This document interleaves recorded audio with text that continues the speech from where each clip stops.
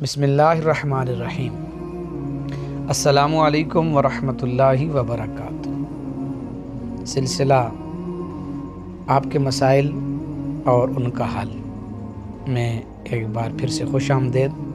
آج کی ہماری گفتگو کا موضوع ہے بڑوں کا ادب اور چھوٹوں پر شفقت۔ دوستو، ادب ایک ایسا چراغ ہے جو جلتا ہے تو معاشرہ روشن ہو جاتا ہے، اور جب بجھ جائے تو اندھیروں میں صرف شور باقی رہ جاتا ہے۔ آج ہم نے دولت تو بنا لی، ڈگریاں تو لے لیں، لیکن ادب وہ کہیں کھو گیا۔ یاد رکھو، ادب کے بغیر علم کانٹے دھار جھاڑی ہے، دولت بے لگام گھوڑا ہے، اور زبان زہر بھری تلوار ہے۔ ادب وہ ریشمی ڈور ہے جو نسلوں کو باندھ کر رکھتی ہے۔ جب یہ ٹوٹ جاتی ہے تو نہ گھر باقی رہتا ہے نہ خاندان۔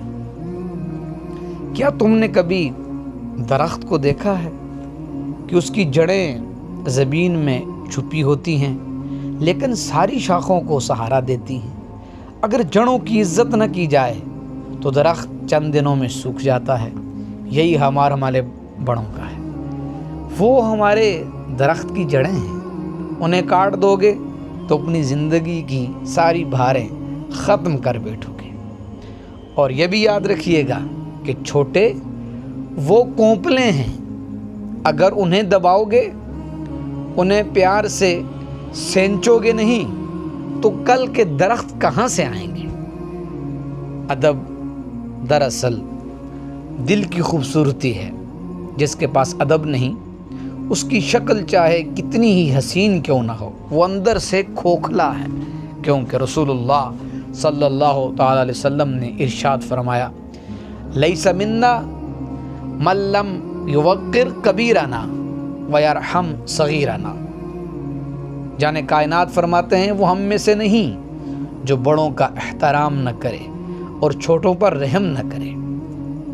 یہ اعلان معمولی نہیں، یہاں ایمان کا معیار بتایا جا رہا ہے کہ جو ادب نہیں کرتا وہ نبی کی امت کے شایان شان نہیں۔ اس بات کو سوچنے کی ضرورت ہے۔ لیکن افسوس، آج بچے والدین کو اوئے کہہ کر پکارتے ہیں، استاد کو پیٹھ پیچھے مذاق بناتے ہیں، بزرگوں کو پرانے زمانے کا بوجھ سمجھتے ہیں، اور چھوٹوں کو ڈانٹ کر چپ کرا دیتے ہیں۔